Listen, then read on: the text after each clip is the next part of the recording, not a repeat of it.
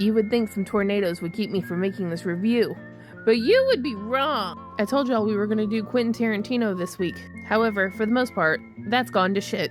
Monday, I had my tiny nephews that definitely did not need to hear and or repeat anything out of Django.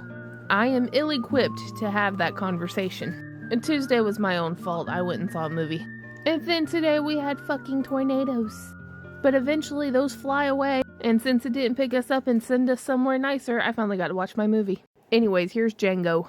So Django is a former slave whose freedom is bought by a German dentist turned bounty hunter. And he did that because he wanted information about 3 brothers that are wanted, and Django would know like where to find them and what they look like and shit, right? So they go and find them, and they kill him, and he's gonna give him his freedom. And Django tells the dentist about his wife, whose name is Broomhilda, and she speaks German. Well, the dentist has a soft spot and feels like he needs to take care of both of them because he is also German.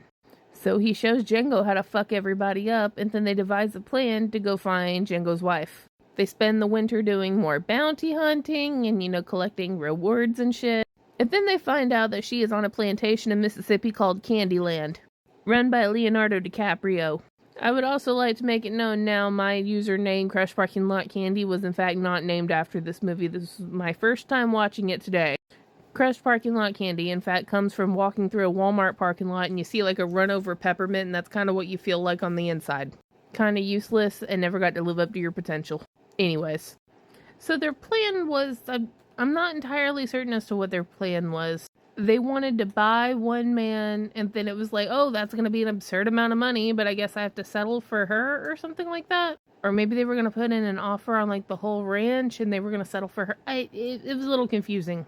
But Samuel L. Jackson rats him out, and then the plan goes all to hell, and then everybody starts shooting everybody, and there's ass, blood, and guts everywhere. Except Django, he's still alive.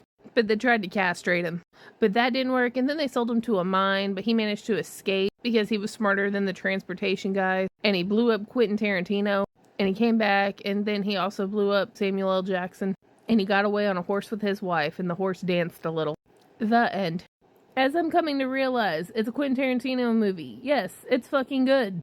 And we had a whole ass Western movie, while also acknowledging some hard ass subjects. There are, in fact, ways to do it.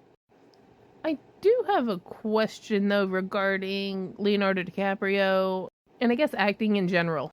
When it comes to the certain role that he plays, and within that script there's a whole lot of one particular word, how do you get past not wanting to throw up? Is it money? Does money make you brave? Either way, I couldn't. 10 out of 10. Okay, bye. Home on the range, where the deer and the antelope play.